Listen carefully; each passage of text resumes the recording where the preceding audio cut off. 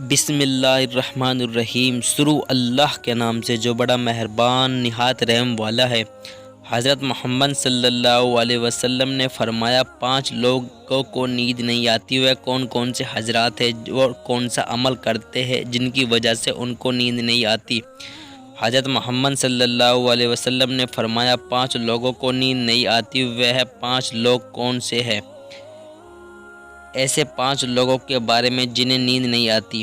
Number 1، جو کسی کا قتل کا ارادہ رکھتا ہو۔ قرآن پاک میں اللہ تعالیٰ فرماتا ہے جو شخص کسی مسلمان کو جان بوجھ کر قتل کرے گا تو اس کی سزا جہنم ہے، جس میں وہ ہمیشہ رہے گا، اور اللہ اس پر عذاب نازل کرے گا اور لعنت بھیجے گا، اور اللہ نے اس کے لیے بڑا عذاب تیار کر رکھا ہے۔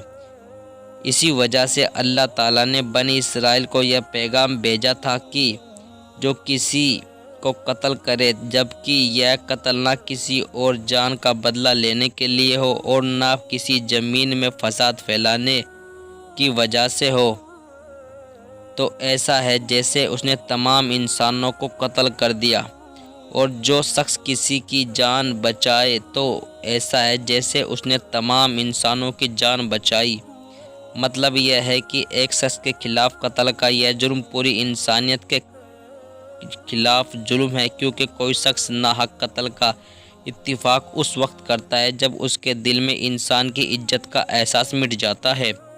ایسی صورت میں اگر اس کو کسی بھی طرح کا فائدہ ہوتا ہے تو وہ کسی کو بھی قتل کرنے سے باز نہیں آئے گا، اور اس طرح پوری انسانیت کا مجرم ہو جائے گا۔ نمبر 2، جس کے پاس مال و دولت ہو اور اس کو کسی پر بھی بھروسہ نہ ہو۔ تاریخ اس دور سے بڑھ کر ایک دولت مند اس روئے زمین پر تشریف لائے اور کچھ سال کے بعد مٹی کے ڈھیر بن گئے۔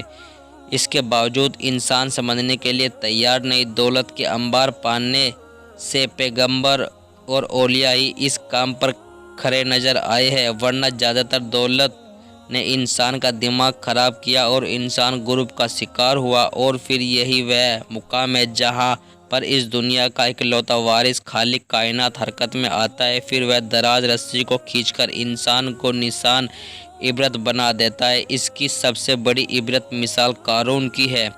نمبر 3، وہ جس نے لوگوں سے بہت سی جھوٹی باتیں کہی اور لوگوں کو جھوٹے الزام لگائے ہو۔ حدیث میں آتا ہے کہ جھوٹے گواہ ایک دم ہٹنے سے بھی نہ پائیں گے کہ اللہ تعالیٰ اس کے لیے جہنم واجب کر دے گا۔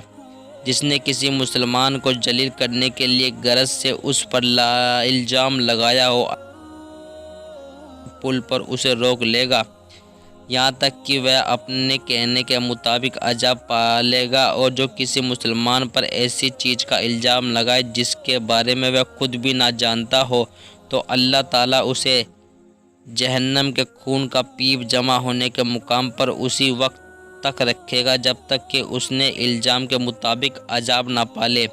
ایسے انسان جس کی ذمہ داری زیادہ ہو لیکن اس کے پاس دینے کے لیے کچھ نہ ہو۔ کائنات سب سے تلخ ترین حقیقت بھوک ہے۔ انسان بھوک کے سامنے بے بس ہو جاتا ہے۔ غریب اور بے سہارا لوگوں کے سامنے بھوک ایک بڑا مسئلہ ہے۔ مسلمان ہونے کے ناطے ہمارے اوپر یہ فرض ہے ہم اپنے ارد گرد رہنے والے غریب اور بے سہاروں کی مدد کریں، جو اللہ تعالیٰ کے یہاں سب سے زیادہ پسندیدہ عمل ہے۔ ایک حدیث میں آپ صلی اللہ علیہ وسلم نے فرمایا یہ ہے افضل عمل ہے کہ تم اپنے مومن بھائی کو خوشی پہنچاؤ، یا اس کا قرض ادا کرو، یا اسے کھانا کھلاؤ۔ صاحب نصاب پر یہ واجب ہے کہ وہ مستحب لوگوں کی بھرپور مدد کرے۔ اگلا، وہ جو کسی عشق میں مبتلا ہو اور جدائی سے ڈرتا ہو۔ کسی اپنے کی جدائی کبھی کسی آسان نہیں ہوتی۔ اس جدائی کا احساس آپ کی جدائی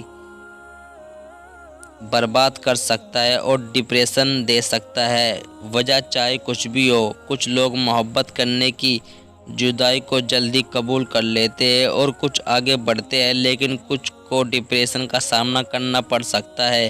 کیا آپ کو رات کو سوتے وقت اکثر کروٹیں بدلتے رہتے ہیں؟ کمنٹ باکس میں ضرور بتائیں۔